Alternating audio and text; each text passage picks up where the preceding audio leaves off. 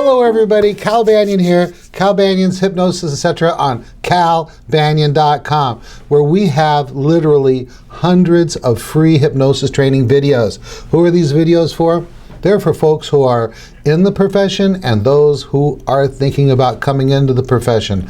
Mostly we talk about stuff that hypnotists need to make their practice better and to have a more productive hypnosis practice. Let's see, but today I have a message here from Brenda. It says, today we're going to talk about relax and go into hypnosis with your clients. That's kind of interesting. I'll have to see what that's about. Before we get into that, let me introduce Brenda to you. Brenda is just becoming a very positive force in the profession of hypnotism. She's a recipient of the 5-Path Leadership Award. She's got experience in the world of talk therapy and doing rape crisis intervention. She's got a bachelor's degree in sociology, a master's degree in criminology, and she's presented at the National Guild of Hypnotists Convention in Marlborough, Massachusetts. She helps to supervise the practice sessions here at our center when we do hypnosis training. And I want to tell you what, she's a 5-pather who's a true believer, and every day I hear about clients that she's fixed, helped, and have them move on into a more productive life. How you doing, Brenda? I'm great, thanks, Cal, for having me today. I am very pleased to introduce you all to Cal Banyan, one of the great authorities and professionals when it comes to hypnosis and hypnotherapy.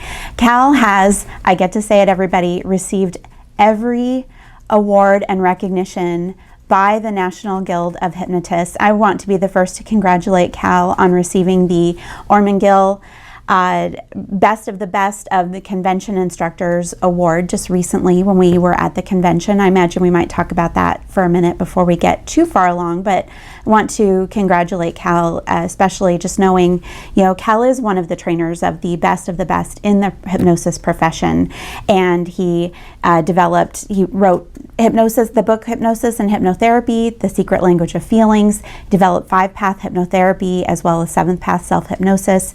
He's, like I said, one of the trainers of the best of the profession. We have such an amazing group of 5-pathers. So wonderful to have seen everybody recently in Marlborough and to be a part of this wonderful organization. I'm happy to be here today to be a part of this video series, which we just recently celebrated our 10th anniversary for, and I'm here to talk about relaxing and going into hypnosis with our clients. How about that, Cal? Well, thank you very much. Awesome introduction. I tell you what, I just want to humbly move forward in this profession with great folks like you and Erica and Celeste and the people who kick in and help me to lift this profession. I couldn't do it by myself. We've all got to go out there with the proper attitude, positive way, not letting our egos get involved, in that we work towards making things better for our profession first. And I want to talk a little bit more about the convention. Man, oh man, I'll tell you something is really going on there that's amazing. And at the convention, I got there on Wednesday, we had our 5-Pathers Awards dinner on Thursday night. We normally take over the restaurant there, but they're having some air conditioning problems, so they've put us all in a big room, set up tables and banquet, and it was awesome. And being able to recognize the 5-pathers that are really shaking it in the profession, and I received an award too from my fellow 5-pathers, which was awesome, the highlight of the convention for me, a nice Delta-shaped award. And when you become a 5-pather and 7-path self-hypnosis teacher, you'll recognize the meaning of the Delta as we use it. I also want to really put it out there. It was awesome to have as our featured guests at the 5-Path dinner, Dr. Dwight Damon, who is the president of the National Guild of Hypnotists, Elsom Eldridge Jr., who is really the force between getting the convention organized, been doing it for years and years, getting speakers and all that kind of stuff. And then also Dr. Reverend Scott Giles, who is like our legal liaison, just one of the smartest men in the world of hypnotism, who I really, really respect a great deal. And that was all awesome. But it was just like days and days of me just being so happy that I was there with our group, because the five pathers, they're the only recognized special interest group in the National Guild of Hypnotists for a form of hypnosis or hypnotherapy. And what's really cool about that is we have just this identity that nobody else has in the profession. I often, in the past, I've said, we've given unparalleled training, unparalleled support, but really it's unapproached. How do you think of that, Brenda? I definitely agree. I'm just thinking still, it's only been a few days since I've returned, and it was just such a wonderful opportunity to see all of my fellow Five Pathers.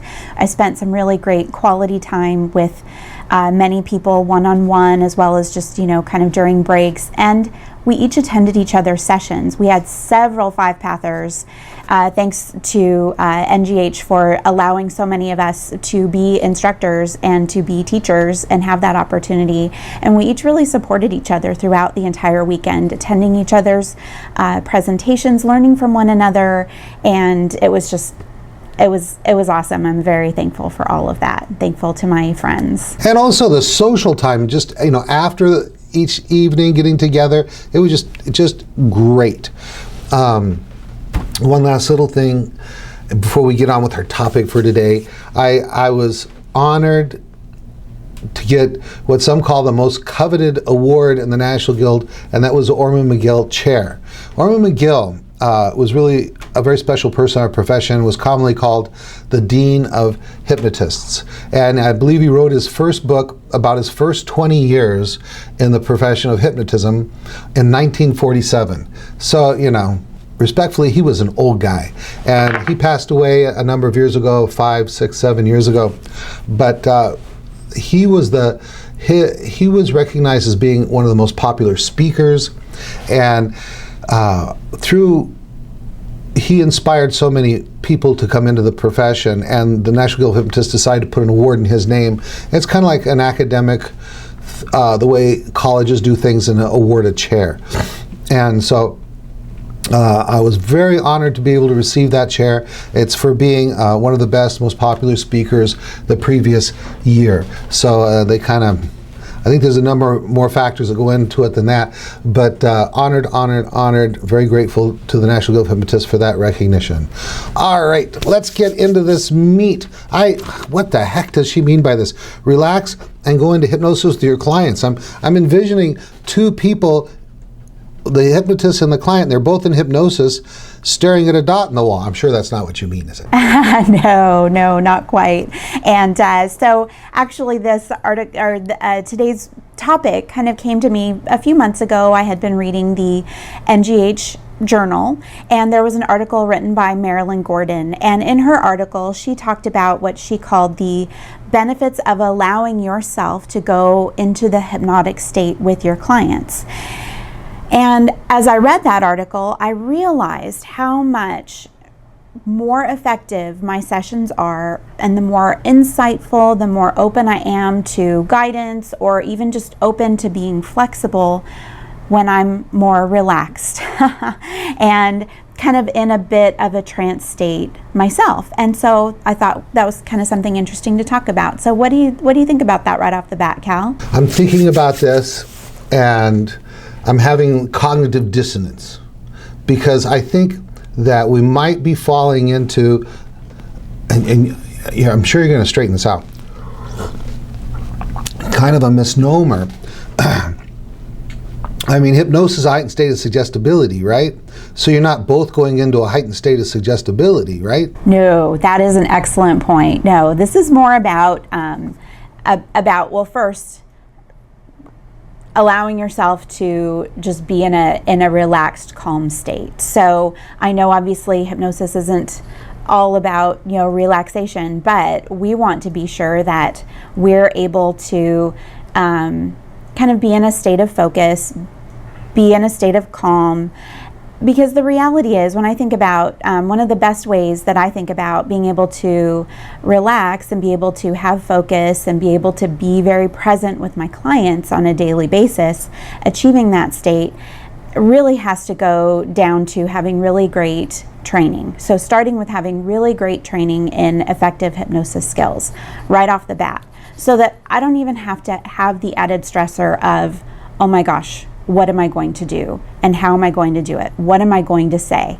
The reality is, every once in a while, when I get in my own way and I start thinking too much about the client or thinking too much about what I'm going to do and how I'm going to do it, especially pre-thinking it, then usually what I realize is that I'm not really trusting my process. I'm not relaxing. I'm not allowing myself to be in that, in a calm, comfortable, confident state with my clients. So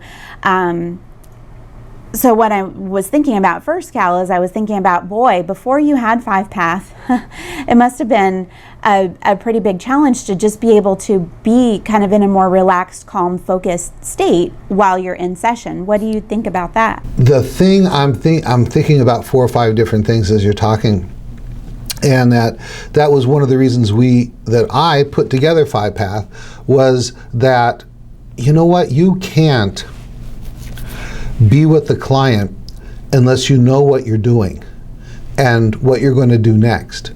And when I first came into this profession, a side effect of my training was it was a spattering of this and a little bit of that, and they come in and I go, what am I going to do with this person? Am I going to do direct suggestion or guided visualization? Am I going to do age regression work, parts work? What am I going to do?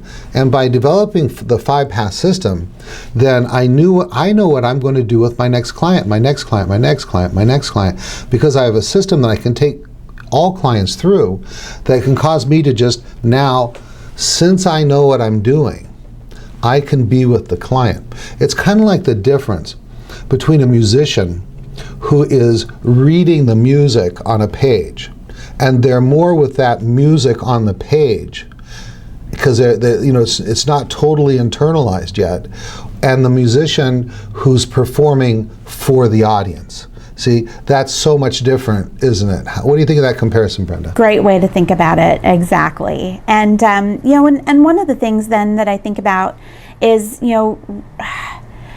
really having your confidence, and we always talk about, how important our confidence is, and that goes back also to confidence in your training. There's your own confidence, which is so important going in and to be able to, lead your sessions, be able to be there, be present with your clients,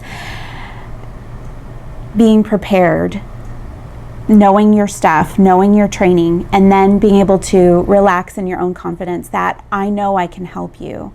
I'm here to help you, so let's do it. And of course, when we think about how do we get that confidence, some of it comes from training. Once again, feeling really good about knowing, your process and what you're going to do and how to do it and all of those things. Some of that comes from, doing your own work. What is getting you in your own way of having that confidence and having that strength within you? How about that, Cal? Right, exactly right. And one of the mistakes that new hypnotists make, or hypnotists that are still struggling in the confidence area, is that they don't understand the power of drill. And that's one of the things that makes me a little bit different than a lot of hypnosis instructors out there, is they train to be educators, and I trained to be an educator and trainer. Now, what's the difference? Education is going blah, blah, blah, blah, blah, blah, lecture, and read this, read, watch this video, watch. Confidence does not come from that. Real confidence comes from success. So if you want to have confidence in doing an induction, you need to drill through it. Drill. Okay, as I'm recording this, they just finished the Olympics. And these guys are scoring, guys and gals, 9.1, 9.2, 9.3, 9.8, whatever it is on their acrobatic floor exercise or whatever they're doing in gymnastics.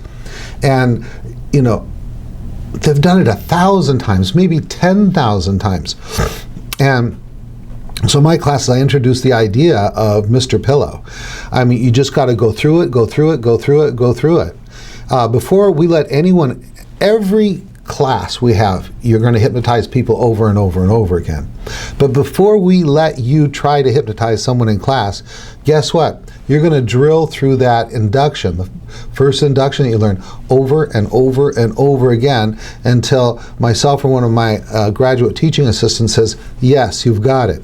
So that when you actually do work on one of your classmates to hypnotize them, you know that you've got the languaging down. So drill, drill, drill. And too many instructors don't spend the time on practice. It's not supervised practice, and they don't even understand how to do a good practice. And I was training NCO for security forces in the Air Force, and so I have a really good idea of how to get people to be successful. And wherever you are, take that to heart. You need to drill, drill, drill. Otherwise, what's going to happen?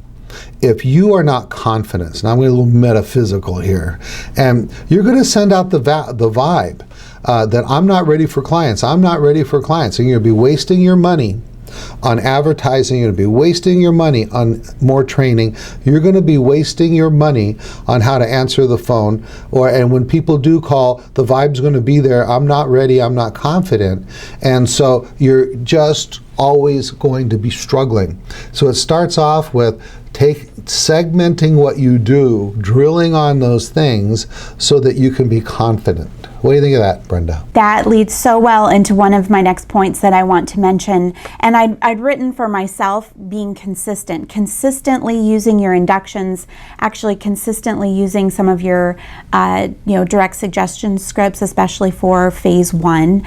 And so, but you're right, what I'm thinking of consistency is you're thinking of as drilling, which is exactly what I was thinking about, is that there's something that kind of happens for me when I sit down with my client. They're in the hypnosis chair and I start to do my induction, that does give me that opportunity to just slow myself down, get out of my own way, and be open to insight, be open to wisdom and guidance, and to be able to just be flexible and be there right with the client. And so I think that drilling right from the beginning is so vital, just to get people comfortable to be able to start seeing clients. And then as you continue seeing clients, then what happens is that because you're so used to allowing yourself to just be relaxed, be focused, and be there with your client, then every time you do it again, it's just going to feel better and better and better. And I do just think that is so important. We live very busy lives. There's all kinds of things that are going on. But once our clients walk in our door, and I always tell clients this, sometimes it's hard for me to connect with people to get them scheduled. And I always make sure that they understand that the time that they are in my office, I'm 100% theirs. That, phones are away, there's nothing. It's me and them, and that, for them to understand. And I make a big point about that for myself, that once my clients walk in that door, I'm present. I'm hearing everything that they say, being very aware, being very present, being flexible, going with the flow for what they need so that I can give them the best session that I can possibly give them. And some of that also comes with me taking that deep breath myself. Of course, I keep my eyes open during session, but taking that deep breath myself and allowing myself to just kind of slow it down and be present. So, anything more before we wrap it up for today, Cal? I think I'm pretty happy with where it went. I think that one of the things that are most important to get out of this is that drilling is important so that you can know what you're doing. When you know what you're doing, then you can be with your client. And when you're with your then you have that rapport, that connection, and it is a trance-like connection. And most hypnotists don't understand the difference between trance and hypnosis. Trance has to do with being focused to the exclusion of anything else. So it's just you and your client. So that's very trance-like. Hypnosis always has trance in it, but in addition to that is a heightened state of suggestibility. Trance in and of itself is just focused attention.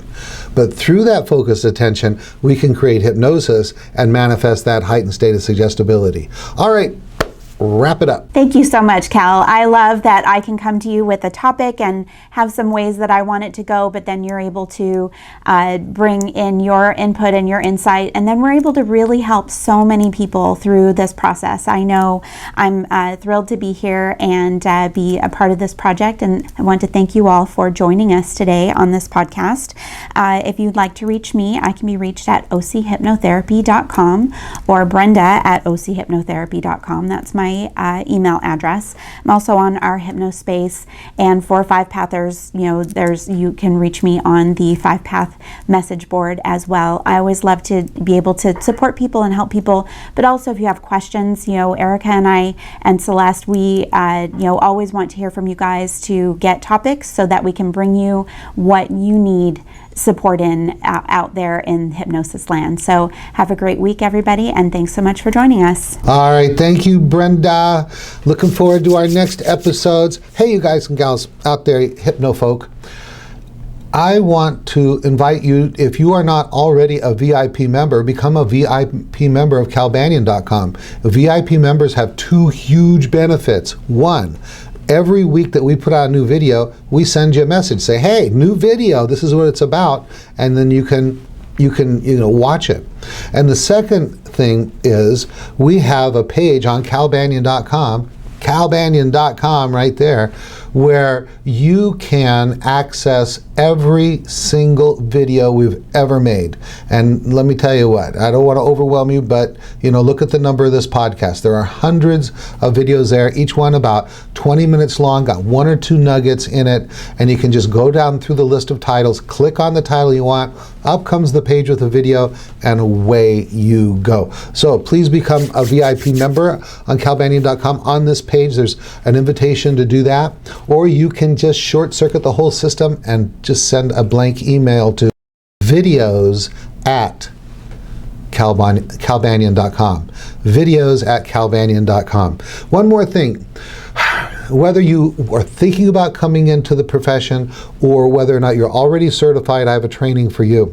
In October, we have the NGH approved Banyan Hypnosis Certification Super Course with 5-path and 7-path training. It's October 3rd through the 14th here in Tustin, California. Let's see, early registration discounts still apply. Then we've got the Week of Power. November 6th through 12th. These classes do fill up. So if you're thinking about doing it, please go to calbanyan.com, click on the training tab, and then go over there and check out all the information. All right, that's it. You guys have a great week. Cal Banyan, signing off.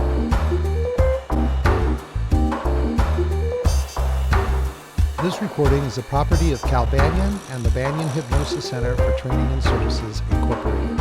All rights reserved, for private use only, may not be duplicated without permission. For contact information, go to www.hypnosiscenter.com.